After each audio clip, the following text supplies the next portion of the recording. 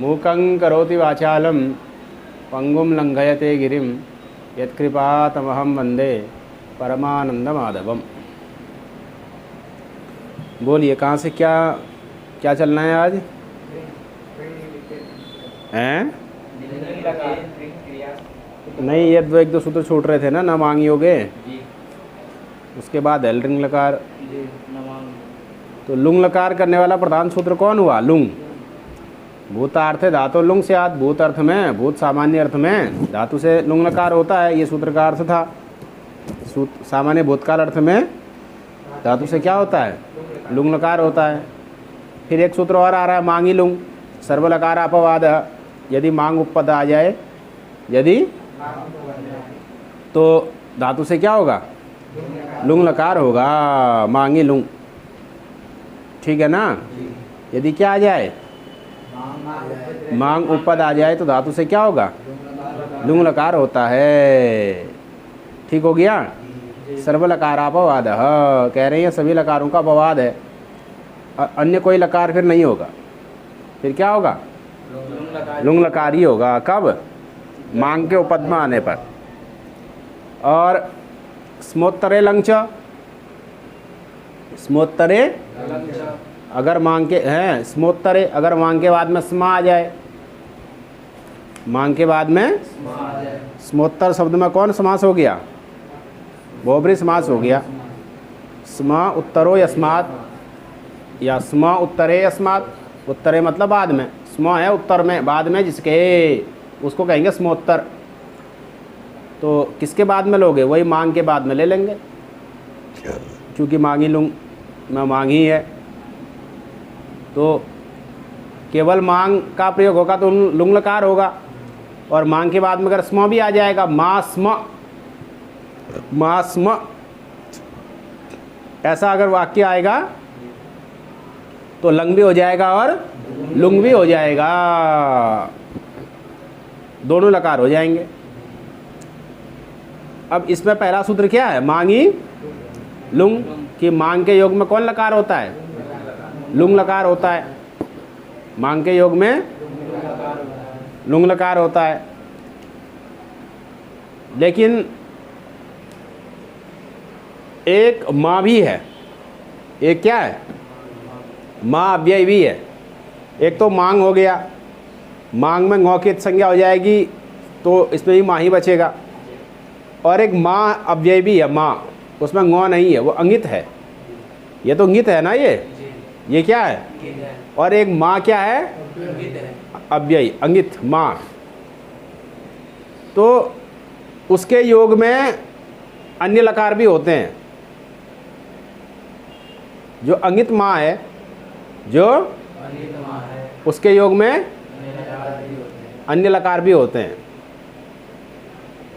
जैसे मास्तु, क्या प्रयोग कर देते हैं? माँ अस्तु इति मास्तु, स्वर्ण दीर्घ हो गया, मास्तु बन गया। अस्तु कौन सा लकार हो गया? वहाँ लोट लकार हो गया, है ना? लेकिन समस्या तब हो जाती है जब प्रयोग में दोनों एक जैसे दिखाई देते हैं। मांग का माँ है जो कि इंगित है, जिसमें ngौ की संज्ञा है, उसका भी जब प्रयोग करेंगे तो माँ के रूप में ही करेंगे। और जो केवल माँ है जो कि अंगित है, जिसमें ngौ की संज्ञा नहीं है, उसका प्रयोग करेंगे तो भी माँ ही करेंगे। तो प्रयोग में तो दोनों क्या दिखते हैं? माँ ही दिखते हैं। तो पहचानोगे कैसे कि मांग का माँ है या माँ का माँ है? कैसे पहचानोगे? तो उन पहचानने का तरीका यही है कि अगर केवल लुंग लकार का प्रयोग है माँ के योग में, तब तो वो क्या है? मांग का माँ है। और यदि वहाँ पर लुंग से भिन्न लकार का भी प्रयोग हो रहा है, मास्तु इत्यादि, तो वहाँ पर फिर क्या है? वो मांग का माँ नहीं है, फिर वो माँ है, माँ अव्यय है, निषेधार्थक माँ अव्यय है। हालांकि इसका भी निषेधी अर्थ है, मांग का जो माँ है इसका भी निषेधी अर्थ है, उसका भी निषेधी अर्थ है, लेकिन उसमें क्या है? वो अंगित है या इंगित है? वो क्या है? तो जो अंगित माँ है उसके योग में तो अन्य लकार भी हो जाएंगे, लोट आदि लकार हो जाते हैं। माँ करो तू, माँ गच्छ, हैं माँ पिब, माँ देही, ये सब क्या हो रहे हैं, अन्य लकार, ये लोट लकार का प्रयोग हो रहा है। तो यहाँ अंगित मांग, ये मांग का माँ नहीं है, ये अव्ययी माँ अलग ही है निषेधार्थक। और जहाँ माँ के योग में क्या आ रहा है, लुंग लकार आ रहा है, तो वहाँ पर ये वाला मांग है, वहाँ पर ये वाले मांग का माँ है, ठीक है ना। इस वाले मांग के माँ के योग में जो नित माँ है, मांग है, उसके माँ के योग में क्या होगा, लुंग लकार ही होगा।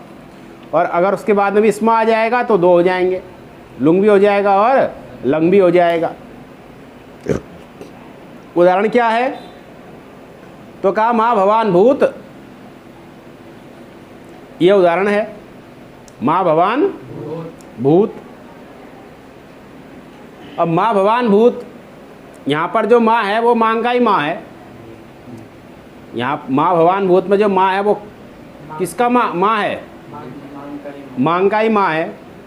उसके योग में कौन सा लकार हुआ है, लुंग लकार हुआ है।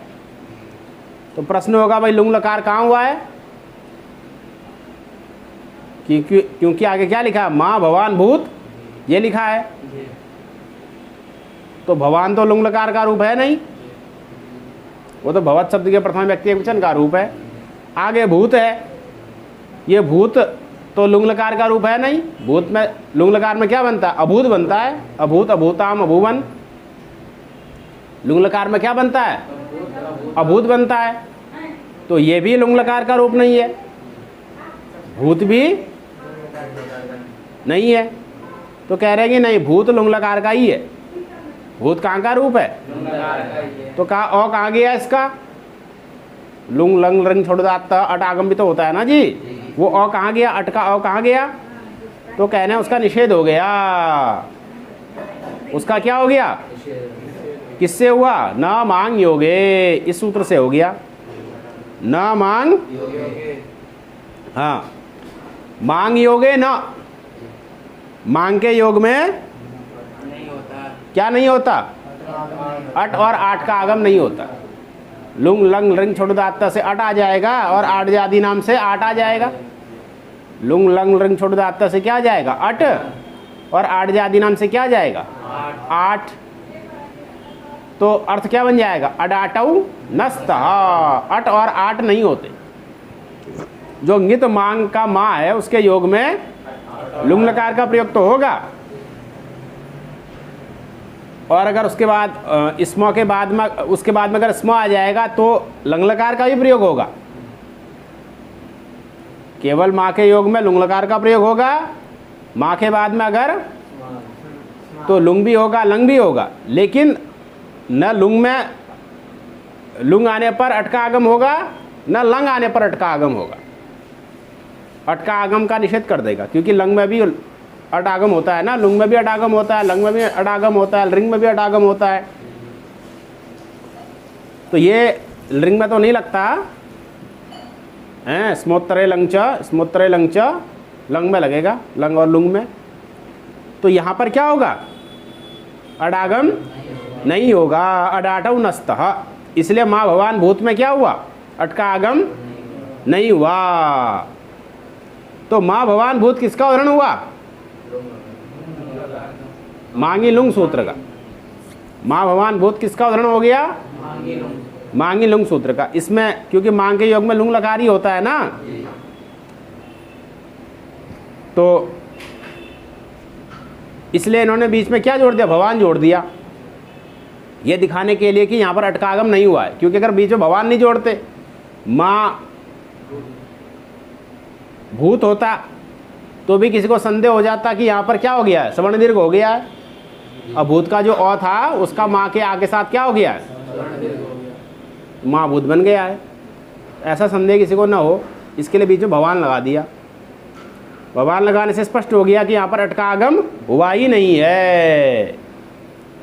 अगर अटका आगम होता तो क्या बनता, माँ भवा न भूत बन जाता, नौ में वर्ण सम्मेलन हो जाता, नौ अजीनम परिण संयोजम नौ अ में मिल जाता, तो क्या बनता, माँ भवा न भूत, ऐसा बन जाता। तो ऐसा तो नहीं है, हलंत नौ है। इससे क्या पता चल रहा है कि अटका आगम तो न मांगियो, यहाँ पर मांगी लुंग से पहले क्या हुआ, लुंग हुआ, और न मांगियोगे से फिर अटका निषेध हो गया। तो क्या रूप बन गया? माँ भवान। अब ये जो दो उदाहरण हैं, मास्म भवत, मास्म भूत, ये किसके हैं? स्मोत्तरे लंचौ के हैं।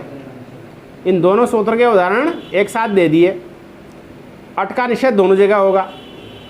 अट का निषेध लुंग में भी होगा, लंग में भी होगा, क्योंकि लुंग में भी होता है अट और लंग में भी होता है अट। आठ का उदाहरण यहाँ पर नहीं है, क्योंकि आठ किस में होता है? वो अजादि में होगा। आठ आगम किस में होगा? जो अगर अग्रिम धातु आ रहा है ना, अतः सातत्य गमने, वहाँ होगा आठ आगम, है ना। यहाँ आठ का प्रसंग नहीं है।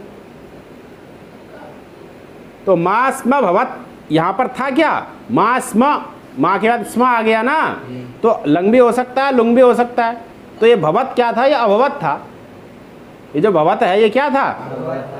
अभवत था। लंग लकार प्रथम पुरुष एकवचन का रूप था अभवत, उसमें अट का निषेध हो गया, तो क्या बन गया? मास्म भवत। ऐसे ही मास्म भूत, ये भी ये लुंग का ही था, अभूत था। भूत क्या था? ये अभूत था। तो उसमें अट का क्या हो गया है?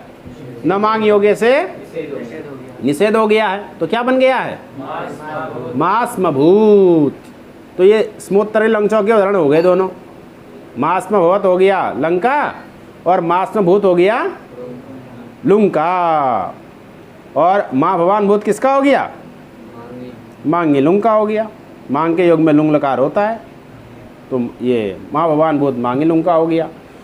इस प्रकार से लुंग लकार की प्रक्रिया यहाँ पर समाप्त हो जाती है। लुंग लकार की प्रक्रिया। अब कौन लकार आएगा? लृंग लकार। अंतिम लकार है लृंग लकार। ये थोड़ा सा हटके है। ये लकार अन्य लकारों की अपेक्षा क्या है? हटके है थोड़ा। इसमें विशेषता कुछ है, तो विशेषता किस सूत्र से ही पता चल जाएगी। लिंग निमित्ते लृंग क्रियातिपत्तौ। लिंग निमित्ते लृंग क्रियातिपत्तौ। लिंग निमित्ते लृंग, लृंग लकार का विधान इस सूत्र से होता है। विधि सूत्र है ये, लृंग लकार का विधायक सूत्र है। तो लिंग निमित्ते लृंग क्रियातिपत्तौ, लृंग लकार का विधान हो रहा है। कहाँ हो रहा है? तो दो बातें हैं। दो क्या है? तीन बातें हैं। एक तो लिंग निमित्ते, एक क्रियातिपत्तौ, और एक भविष्यति। भविष्यति का भी अधिकार आता है। किसका अधिकार आता है? हाँ, भविष्यति मर्यादा वचने वरस्मिन्, इस सूत्र से भविष्यति की अनुवृत्ति आ रही है। भविष्यति मर्यादा वचने वरस्मिन्, इस सूत्र से किसकी अनुवृत्ति आ रही है? भविष्यति की अनुवृत्ति आ रही है। तो लृंग लकार एक विशेष परिस्थिति में होता है। लृंग लकार वो विशेष परिस्थिति तीन शब्दों से बताई गई है। पहला तो है लिंग निमित्ते, दूसरा है क्रियातिपत्तौ, तीसरा है भविष्यति। ये तीन अर्थ होने चाहिए, तीन स्थितियां होनी चाहिए। अब तीनों पे विचार करिए। पहला है लिंग निमित्ते। पहला क्या है? लिंग निमित्ते। लिंग निमित्ते का अर्थ क्या हुआ? तो लिंगः निमित्तम लिंग निमित्तम। लिंगः निमित्तम, लिंग का जो निमित्त है, लिंग अर्थात लिंग लकार। लिंग अर्थात कौन सा लिंग? विधिलिंग। कौन सा लिंग लेना है? विधिलिंग। तो उस विधिलिंग का जो निमित्त है वो लिंग निमित्त हो गया। उस लिंग का जो क्या है वो क्या हो गया? लिंग निमित्त हो गया। अब प्रश्न होगा भाई लिंग का निमित्त क्या है? लिंग का निमित्त क्या है? लिंग के अर्थ तो विद्यादि हैं। लिंग के अर्थ क्या हैं? विद्यादि अर्थों में लिंग लकार होता है। वो विद्यादि अर्थ नहीं लेना है, अर्थ नहीं पूछ रहा है, निमित्त पूछ रहा है। लिंग लकार का निमित्त। तो तात्पर्य क्या हुआ? तात्पर्य ये हुआ कि एक सूत्र है हेतु मतोर लिंग। क्या सूत्र है? हेतु मतोर लिंग। क्या सूत्र है? हेतु मतो हो लिंग। हेतु और हेतुमत, हेतु और, तो जहां पर हेतु और हेतुमत अर्थ होगा ना, वहां पर लिंग लकार होता है। जहां पर क्या होता है, वहां पर कौन सा लकार होता है, लिंग, लिंग, लिंग लकार, रिंग नहीं, लिंग लकार। हाँ, अब कहा ये हेतु हेतुमत क्या होता है जी, तो कह रहे हेतु का मतलब होता है कारण, हेतु का मतलब क्या होता है, और हेतुमत मतलब कार्य, कारण होगा तो कार्य भी होगा। तो हेतु हेतुमत, हेतु हेतुमत भाव बोलते हैं इसको, क्या बोलते हैं, मतलब कार्य कारण भाव। मतलब क्या हुआ, हेतु मतलब हो गया कार्य, और हेतुमत मतलब हो गया, हेतु मतलब हो गया कारण, और हेतुमत मतलब हो गया, तो हेतु हेतुमत भाव का मतलब क्या हुआ, कार्य कारण भाव। जहां पर कार्य कारण भाव हो, जहां पर क्या हो, मतलब एक कारण हो और एक कार्य हो, एक क्या हो, एक कारण हो, एक, वहां पर क्या रहेगा, हेतु हेतुमत भाव रहेगा। ठीक है। और भविष्यत अर्थ हो, और कैसा अर्थ हो, भूतकालिक अर्थ भी ना हो, वर्तमान कालिक अर्थ भी ना हो, भविष्यत कालिक अर्थ हो। समझ रहे हैं, कार्य कारण भाव हो, भविष्यत कालिक अर्थ भी हो। मतलब उस कार्य कारण भाव का संबंध किससे हो, भविष्यत काल से हो।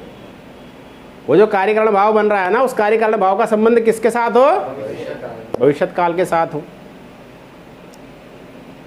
ऐसी स्थिति में लिंग लकार होता है।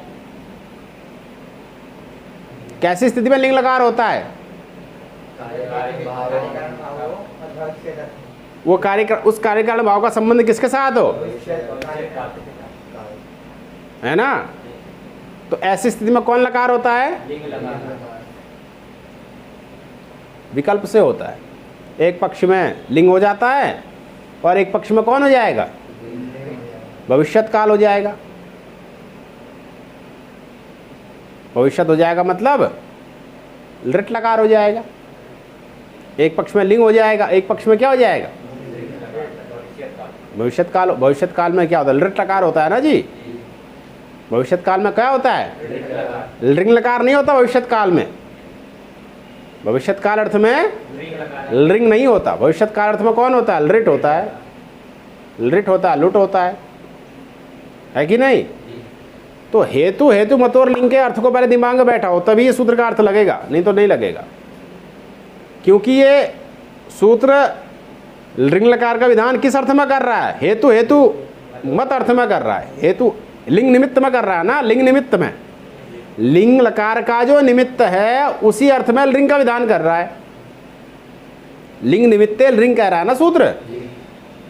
लिंग लकार कुत्र भवति, लिंग निमित्ते, यत लिंगः निमित्तम तत्र भवति। जो लिंग का निमित्त है, मतलब जिस अर्थ में लिंग लकार होता है उसी अर्थ में क्या होगा, लिंग लकार होगा। तो पहले आपको लिंग का निमित्त समझना पड़ेगा कि लिंग लकार किस स्थिति में होता है। तो लिंग लकार किस स्थिति में होता है इसको बताने के लिए सूत्र आया हेतु हेतु मतोर लिंग। उसमें अनुवृत्ति आ गई भविष्यति की। तो अर्थ बना कि जहाँ पर हेतु हेतु मत भाव हो, अर्थात कार्यकरण भाव हो, और वो भविष्य वो कार्यकरण भाव, उस कार्यकरण भाव का संबंध भविष्यत काल से हो, वहाँ पर क्या होता है, लिंग लकार होता है। क्या होता है, लिंग लकार होता है। हेतु हेतु मतोर लिंग, हेतु हेतु मतोर लिंग सूत्र का अर्थ बोल रहा हूँ मैं। हेतु हेतु मत लिंग निमित्त क्या हुआ, हेतु हेतु मतोर लिंग से होने वाला लिंग है ना। तो हेतु हेतु मत और लिंग का अर्थ क्या हुआ, हेतु हेतु मत मतलब कार्य कारण है कि नहीं। तो जहां पर कार्य कारण भाव हो और उसका संबंध किसके साथ हो, ऐसी स्थिति में कौन सा लकार होगा, लिंग लकार होगा। ऐसी स्थिति में विकल्प से लिट भी हो जाएगा। जैसे कहा कृष्णम नमे चेत सुखम यायात, है ना। कृष्ण को नमस्कार किया होता तो सुख प्राप्त हुआ होता। इससे क्या पता चल रहा है कि कृष्ण को नमस्कार नहीं किया इसलिए सुख की प्राप्ति भी नहीं हुई। मतलब जो क्रिया है ना, एक प्रकार से वो भविष्यत्कालिक है, या इसको ऐसे भी कह सकते हो कि कृष्ण को नमस्कार करोगे तो सुख को प्राप्त करोगे। तो कृष्ण को नमस्कार करोगे करोगे, भविष्यत काल अर्थ आ गया। एक कारण है, दूसरा कार्य है। कारण कौन है? कृष्ण को नमस्कार करना। कार्य क्या है? सुख प्राप्त करना। तो कार्य कारण भाव भी आ गया, हेतु हेतु मत भाव भी आ गया। हेतु क्या हुआ?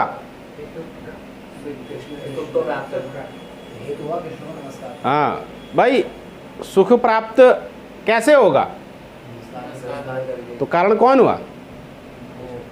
नमस्कार हो गया ना। कृष्ण वंदनम कारणम, कृष्ण का वंदन, कृष्ण नमनम, कृष्ण को नमन करना ही क्या हुआ? उससे क्या हो रहा है? सुख प्राप्ति हो रही है, वो कार्य है। सुख प्राप्ति से थोड़ी कृष्ण को नमस्कार हो रहा है। सुख प्राप्ति का तो भूल जाता है आदमी। सुख प्राप्ति हो गई फिर कौन याद करता है कि नहीं? दुख में सुमिरन सब करें, जो सुख में सुमिरन करे दुख का है को होई। कबीरदास जी बोले कि नहीं बोले? तो सुख प्राप्ति हो गई फिर कौन कृष्ण को याद करेगा? कृष्ण की याद कब आती है? हाँ, तो कृष्ण को याद करेंगे तो क्यों करेंगे? क्योंकि उससे सुख मिलेगा, उससे। तो जो कृष्ण वंदन है, कृष्ण नमन है, भगवान कृष्ण को प्रणाम करना है, वो क्या है? कारण है। किसका? सुख प्राप्ति का। तो कृष्ण को नमस्कार करोगे तो सुख की प्राप्ति होगी, ये वाक्य बोला। इसमें कारण कौन है? कार्य कौन है? कृष्ण को नमस्कार करना, भगवान कृष्ण को नमस्कार करना। और कार्य क्या कौन हो गया? प्राप्त करना। तो हेतु हेतु मत भाव आ गया कि नहीं आ गया? कार्य कारण भाव आ गया कि नहीं आ गया? और इसका मतलब क्या निकल के आ रहा है कि तुमने कृष्ण को नमस्कार नहीं किया इसलिए तुमको सुख की प्राप्ति भी नहीं हुई। तो तात्पर्य निकला कि अगर कृष्ण को नमस्कार करोगे तो सुख को प्राप्त करोगे। तो भविष्यत काल अर्थ भी आया कि नहीं आया? भविष्यत काल अर्थ भी आया। नहीं किया, कृष्ण को वंदन नहीं किया इसलिए सुख प्राप्त नहीं हुआ, करोगे तो होगा। तो भविष्यत अर्थ भी आ रहा है। मतलब कृष्ण को नमस्कार करोगे तो सुख प्राप्त करोगे।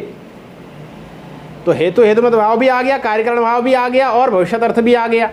दोनों अर्थ आ गए ना। तो ये हेतु हेतु मत और लिंग का अर्थ घटित हो गया।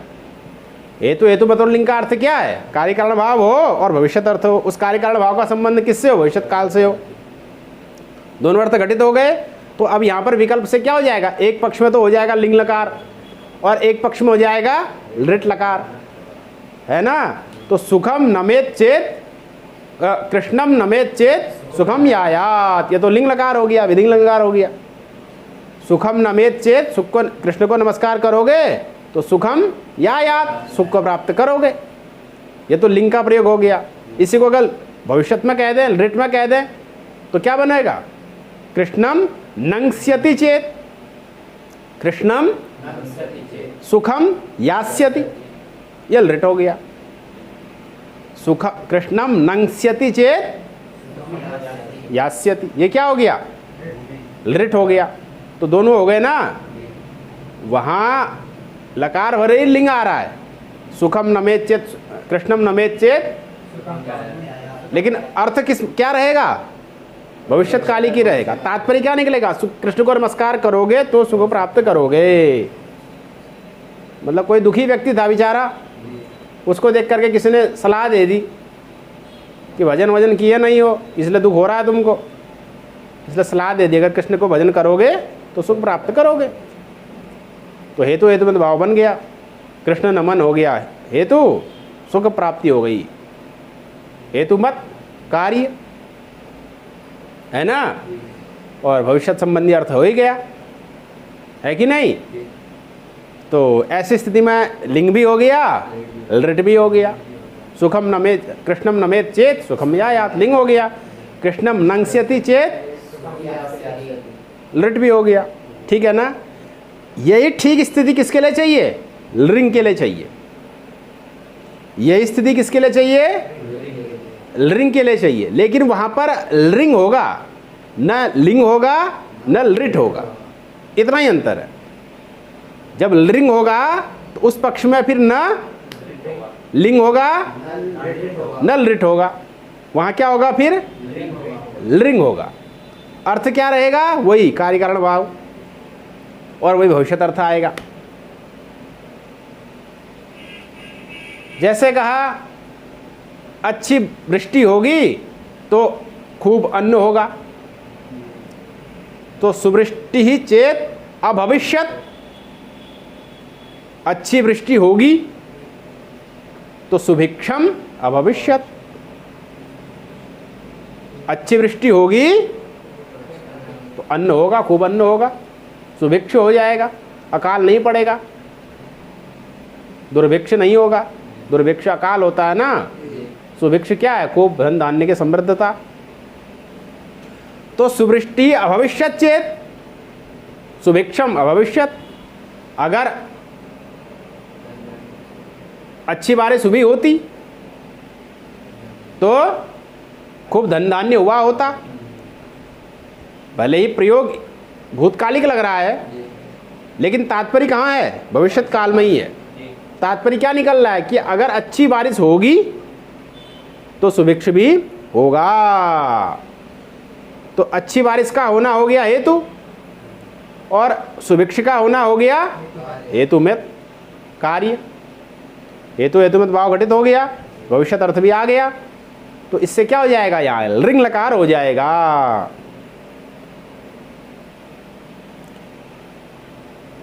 यदि सह अपठिष्यत तरहि सह उत्तीर्ण अभविष्यत। यदि उसने पढ़ा होता तो वो उत्तीर्ण हुआ होता। तात्पर्य क्या निकल रहा है? पढ़ोगे तो उत्तीर्ण होगे। उत्तीर्ण होना हो गया हेतुमत कार्य, और पढ़ना हो गया हेतु। भविष्यत अर्थ है, तात्पर्य भविष्यत में, भविष्यत काल में ही जा रहा है। इसलिए यहाँ पर कौन लकार हो गया? लिंग लकार हो गया। ये अभविष्यत, अभविष्यत जो प्रयोग आ रहा है ना, ये लिंग लकार का प्रयोग है। सुवृष्टिश्चेत अभविष्यत, सुभिक्षम अभविष्यत। ये जो दो बार अभविष्यत आया, ये कौन सा लकार है? लिंग लकार है। तो भविष्यति की अनुवृत्ति लाने का फल क्या होता है? भविष्यति की अनुवृत्ति लाने का फल ये होता है कि जहां पर वर्तमान कालिक कार्यकारण भाव होगा, जहां पर कार्यकारण भाव का संबंध वर्तमान काल से होगा, वहां पर फिर लिंग लकार नहीं होगा। तो भविष्यति की अनुवृत्ति ला रहे हैं ना, उसका फल क्या है? जहां पर कार्यकारण भाव का संबंध किससे होगा? वर्तमान काल से होगा, वहां पर फिर जैसे हंती इति पलायते, जैसे हंती इति पलायते। आदमी दौड़ रहा है, क्यों दौड़ रहा है? क्योंकि उसको कोई मार रहा है। हंती इति पलायते, वह उसको मारता है इसलिए वो दौड़ता है या दौड़ रहा है। वह उसको मार रहा है इसलिए वो क्या कर रहा है? दौड़ रहा है। तो यहां पर भी हेतु हेतु मत भाव हो रहा है। मारना हेतु है, दौड़ना कार्य है, हेतु मत है। मारना कारण है और कार्य है। हेतु हेतुमत भाव तो यहाँ पर भी हो गया, लेकिन इस हेतु हेतुमत भाव का संबंध किसके साथ है? वर्तमान काल के साथ है। क्योंकि तो दौड़ रहा है ना, वो क्या हो रहा है? दौड़ रहा है। क्रिया तो वर्तमान काल की हो रही है, इसलिए यहाँ पर लिंग लकार नहीं होगा, यहाँ तो लट ही हो गया है। तो वर्तमान कालिक हेतु हेतुमत भाव है, इसलिए यहाँ पर क्या होगा? लिंग लकार। तो केवल हेतु हेतुमत भाव अर्थ में होने मात्र से लिंग लकार नहीं हो जाता। हाँ, हेतु हेतुमत भाव के साथ भविष्यत काल अर्थ भी होना चाहिए। उस हेतु हेतुमत भाव का संबंध किसके साथ होना चाहिए? तो भले ही कहने को कह रहे हैं कि अच्छी बारिश हुई होती तो सुभिक्षु हुआ होता, खूब अन्न हुआ होता, पढ़ाई की होती तो पास हुआ होता, ये जरूर कह रहे हैं, भूतकाल का लग रहा है, लेकिन तात्पर्य किस में जा रहा है? भविष्यत काल में ही जा रहा है। कहना क्या जा रहा है कि तुमने पढ़ाई तो करी नहीं, इसलिए तुम पास हुए नहीं। तो अब अगर तुम क्या करोगे तो पास आ गया ना भविष्य काल से संबंध। लेकिन हंती इति पलायते में नहीं है ऐसा। हंती इति पलायते में अभी मारेगा वो कल भागेगा या बाद में भागेगा, ऐसा थोड़ा ही है। वो जैसे उसने डंडा उठाया वैसे उसने दौड़ लगाई है कि नहीं। सह बालकम हंति अतः बालका पलायते, वो बालक को मार रहा है इसलिए बालक क्या हो रहा है, भाग रहा है। तो यहाँ पर कार्यकारण भाव जरूर है लेकिन भविष्यत काल अर्थ नहीं है।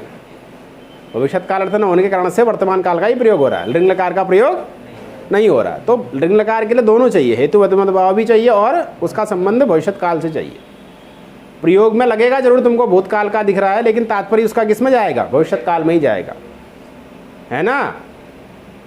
अगर अच्छी बारिश हुई होती तो अच्छा अनाज हुआ होता, इसका तात्पर्य क्या निकला, अच्छी बारिश नहीं हुई इसलिए अच्छा अनाज नहीं हुआ। मतलब अगर अब आगे अच्छी बारिश होगी होगा तो सुवृष्टि, इसका अर्थ क्या हुआ, सही अर्थ तो यही हुआ, अगर अच्छी बारिश होगी तो अच्छा अनाज होगा, है ना। तो सुवृष्टिश्चेत् अभविष्यत् सुभिक्षम अभविष्यत्, यदि भवान अपठिष्यत तरहि उत्तीर्णः अभविष्यत्, यदि आपने पढ़ा होता तो उत्तीर्ण हुए होते। मतलब पढ़ोगे तो उत्तीर्ण होगे, बिना पढ़े गति नहीं है। आजकल तो सब हो जाते हैं, कई बार तो बिना पढ़े वालों के ज़्यादा नंबर आ रहे हैं, पढ़े वाले बेचारे पीछे रह जा रहे हैं, बिना पढ़े वाले ज़्यादा नंबर पा जा रहे हैं, ऐसा भी हो रहा है। चलिए वो एक अलग बात है। तो सूत्र का अर्थ स्पष्ट हुआ। क्या लिख रहे हैं, हेतु हेतु मत भावादि लिंग निमित्तम, हेतु हेतु मत भावादि लिंग निमित्तम। किम लिंग निमित्तम, लिंग निमित्त में लिंग निमित्ते रिंग है ना जी, लिंग के निमित्त में रिंग होता है। तो कहा प्रश्न हुआ लिंग निमित्त है क्या गुरु जी, तो कहते हैं हेतु हेतु मत भावादि लिंग निमित्तम। हेतु हेतु मत भाव ही लिंग का निमित्त है, कार्य कारण भाव ही लिंग का निमित्त है। तत्र भविष्यति अर्थ, लेकिन भविष्य उस हेतु हेतु मत भाव का संबंध किसके साथ होना चाहिए, भविष्यत के साथ, भविष्यत काल के साथ होना चाहिए। तो लिंग स्यात्, ऐसी स्थिति में कौन सा लकार हो जाएगा, क्रियाया अनिष्पत्तौ गम्यमानायाम, क्रियातिपत्तौ भी कहा, क्रियाया अनिष्पत्तौ गम्यमानायाम, मतलब क्रिया की निष्पत्ति अभी नहीं हुई है, क्रिया की अनिष्पत्ति गम्यमान हो रही है। क्रिया की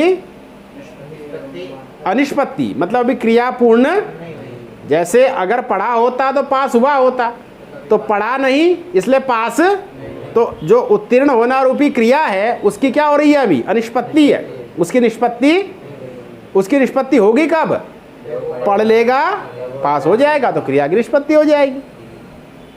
तो तीन बातें हो गई इस सूत्र की प्रवृत्ति में। कितनी बातें आ गई, है ना। जो वाक्य पहले बोला हंती थी पलाए थे, उसमें क्रिया की निष्पत्ति नहीं है, उसमें तो क्रिया की निष्पत्ति हो रही है, मार रहा है इसलिए वो दौड़ रहा है, तो क्रिया की अनिष्पत्ति कहाँ है, वो तो दौड़ रहा है ना जी। तो क्रिया की तो निष्पत्ति वहाँ हो रही है, क्रिया तो उत्पन्न हो रही है, दौड़ना रूपी क्रिया उत्पन्न हो रही है, दौड़ लगा रहा है, दिख रहा है हमको सामने। तो तीन बातें हो रही हैं, एक तो कार्यकाल भाव होना चाहिए, उसका संबंध भविष्यत काल से होना चाहिए, और क्रिया की क्या होनी चाहिए, अनिष्पत्ति गम्यमान होनी चाहिए। मतलब अभी क्रिया हुई नहीं है, क्रिया तो अगर हम जब ये कहते हैं कि सुवृष्टि ही अभविष्यत सुभिक्षम अभविष्यत, इसका मतलब क्या है कि अभी न तो सुवृष्टि हुई न सुभिक्षु हुआ, दोनों की अनिष्पत्ति ही है अभी। भले ही भविष्यत का भूतकाल का प्रयोग लग रहा हो, लेकिन अनिष्पत्ति अभी गम्यमान है। अनिष्पत्ति गम्यमान है का तात्पर्य क्या निकला कि अगर सुवृष्टि होगी तो सुभिक्ष भी होगा, भविष्यत अर्थ भी आ गया। इसलिए ऐसी स्थिति में कौन सा लकार हो गया, लिंग लकार हो गया। लग गया सूत्र का अर्थ, हेतु हेतु मत भावादि लिंग निमित्तम तत्र भविष्यत्यर्थ लिंग स्यात् क्रियायाः अनिष्पत्तौ, अनिष्पत्तौ अर्थात असिद्धौ, है ना, अपूर्तौ। अनिष्पत्तौ अर्थात अपूर्तौ, क्रिया की अभी पूर्ति नहीं हो रखी है। असमाप्तौ, क्रिया की समाप्ति अभी नहीं हो रखी। गम्यमानायाम, यदि क्रिया की अनिष्पत्ति गम्यमान हो तो ठीक है, यह सूत्र का अर्थ है। ऐसी स्थिति में आपका लिंग लकार का प्रयोग आपने करना है, ठीक हो गया। अब इसमें सिद्धि में कुछ नहीं है, रूप सिद्धि में कुछ भी नहीं है, सारी प्रक्रिया पूर्ववत है। स्यतासी रि लटो जरूर लगाना है, एक रूप बनाओ, बाकी रूप फटाफट बनते चले जाएंगे। क्या बनेगा, भू धातु है, उससे रिंग लकार ले आएंगे। किस अर्थ में, हेतु हेतु मत अनिष्पन्न जो भविष्यत्कालिक क्रिया या हेतु हेतु मत भाव संबंधी भविष्यत्कालिक अनिष्पन्न क्रिया अर्थ में, हेतु हेतु मत भाव संबंधित भविष्यत्कालिक अनिष्पन्न क्रिया अर्थ में कितना अर्थ आएगा? क्या आएगा? धातु से भू धातु से लिंग लकार आ जाएगा। लिंग में वही बचेगा आपका क्या? लौ। नहीं लौ, लकार है ना, इसलिए तो लकार बना। 10 में लौ ही बचेगा। चीर फाड़ करने के बाद लास्ट में क्या बचेगा? लौ ही बचेगा। तभी तो उसी को तो स्थानीय बनाया ना, लस्य। स्थानीय किसको बनाया? लकार को बनाया। उसी के स्थान पर तो परस में 18 प्रत्यय प्राप्त कराए। तो चाहे लट लिट लुट लिट सब में सब हटा दो, लास्ट में लौ ही बचाना है, वही स्थानीय बनेगा, मुख्य स्थानीय। उसके स्थान पर ही आपके 18 आएंगे, उसमें भी सारी प्रक्रिया कर लो। शेषे प्रथमा तक सब लगा लो, तान्य के वचन वो सब लगा लो, सारी प्रक्रिया कर करके अंत में क्या आ जाएगा? तिप आ जाएगा। तिप में भी पौ बच चले जाएगा, ती बच जाएगा, भू ती। ती की सार्वधातुक संज्ञा करिए। सार्वधातुक संज्ञा करते ही क्या आ जाएगा? शब्द की प्राप्ति होगी। उसको बात करके स्यतासी लृ लुटो हो। लृ इति लृंग लृटोर ग्रहणम कहा था पहले। लृ इति लृंग लृटोर ग्रहणम, तो लृट तो चले गया, भविष्यति भविष्यता भविष्यन्ति बना दिया, अब लृंग का नंबर आ गया। तो अब यहाँ पर भी स्य आ जाएगा। भूस्य ति। अब स्य ये विकरण तो है नहीं, ये आगम तो है नहीं, विकरण कह सकते हैं या प्रत्यय कह सकते हैं इसको। तो आगम होता तो ती चूंकि सार्वधातुक था इसलिए सार्वधातुक बनता, लेकिन ये आगम तो है नहीं, है प्रत्यय है, इसलिए इसकी क्या होगी? स्वतंत्र रूप से आर्धातुक संज्ञा होगी। आर्धधातुकम शेषा, आर्धातुक संज्ञा हो गई। क्या बन गया? भू बन गया। अब अडागम कर दो। लुंग लंग रिंग छोटू दाता, लुंग लंग रिंग, रिंग भी आ गया उसमें। लुंग लंग रिंग 3 में हो रहा है ना, लुंग में हो रहा है, लंग में हो रहा है, रिंग में हो रहा है। इन 3 लकारों में अट होता है। धातु अगर आजादी हला दिया तो अट, आजादी है तो आठ, ये आगे आएगा। आजादी में आगे आएगा, एद में अत में सब में आएगा। तो अडागम करिए, क्या बन गया? स्यो की आर्धातुक संज्ञा करिए, हो गया। सार्वधातुक आर्धातुक गुण कर दीजिए। अभो, अब आदेश करिए। अब स्य, अब इडागम करिए। आर्धातुक का सेठ वलादे है, वलादी आर्धातुक है ना स्य, क्या है वो? वलादी आर्धातुक है, उसको इडागम कर दो। क्या बन गया? टित है तो आदि में आएगा, तो अभव ई, व हलंत है, ई को जोड़ दो। अभवी स्या ती आदेश प्रत्यय हो, मूर्धन्य षकार करिए। ई को हटाइए, इतश्च, क्या बन गया? अभविष्यत बन गया। यही प्रक्रिया हो नहीं है। तस आएगा, ताम हो जाएगा, बन गया हैं। तिप्त झी आएगा, क्या हो जाएगा? अंति बन जाएगा। झ को अंत करो, ई को मिलाओ, अंति बन गया। अभविष्य अंति, अतोगुण से पररूप करो। अभविष्यन्ति, इतश्च से ई निकालो। अभविष्यन्त, अभविष्यन्त हो जाएगा तिङंत, पद संज्ञा हो जाएगी। सुप्तिङंतम पदम, पदांत संयोग मिल जाएगा। पदांत क्या मिल जाएगा? तो तकार का लोप करिए, संयोगांत से लोप। अभविष्यन बन गया। अभविष्यत, अभविष्यतान हो गया। इधर सिप का 100 आना है, ऋतु विसर्ग हो जाना है। अभविष्य, थस आएगा, तम हो जाएगा। अभविष्यतम हो गया। आगे थ आएगा, थ को तो कर दो। अभविष्यत। इधर अभविष्य, मिप को अम करो, अतो गुणे लगा दो। अतो गुणे भी लगाना पड़ेगा क्योंकि श्व में भी अ है और अम का भी अ है, अतो गुणे से पररूप हो गया। अभविष्यम। वसमस में सकार को नित्यंगिता से हटा देना। वसमस में क्या कर देना? सकार को और अतो दीर्घ यही लगा दो। सार्वधातुक है ही है वसमस का। व म तो सार्वधातुक ही है ना जी, स्योई तो आर्धातुक था, व म तो सार्वधातुक ही है। व म के सार्वधातुक का फल मिल गया तो दीर्घ यही से दीर्घ हो जाएगा। क्या बन गया? अभविष्याव, अभविष्याम, ये रूप सिद्ध हो गया। ठीक है ना। इस प्रकार से लिंग लकार में क्या रूप बन गए?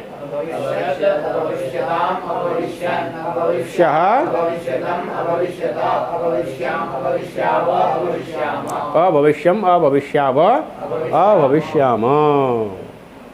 इस प्रकार से आपका ये लिंग लकार पूरा हुआ। क्या लिख रहे हैं? सुवृष्टिश्चेत अभविष्यत तदा सुभिक्षम अभविष्यत इत्यादि ज्ञेयम।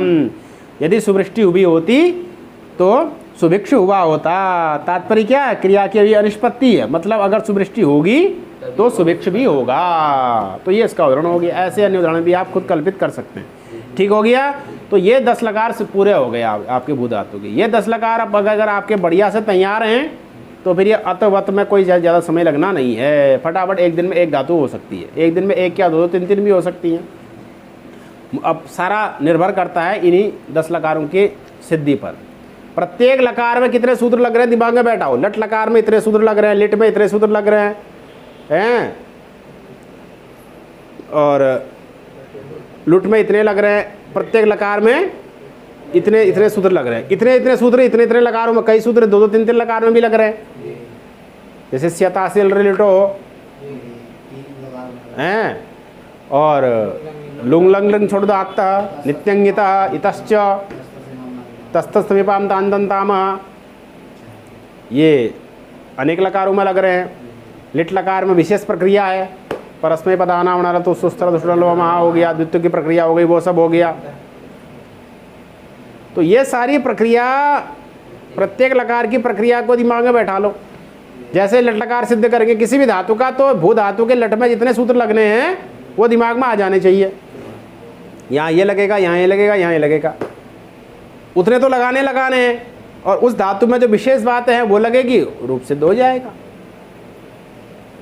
तो आगे के रूपों की सिद्धि भू धातु के 10 लकारों पर निर्भर करती है। परस्मय पद में विशेष करके, आत्मने पद में फिर एज धातु में आएंगे।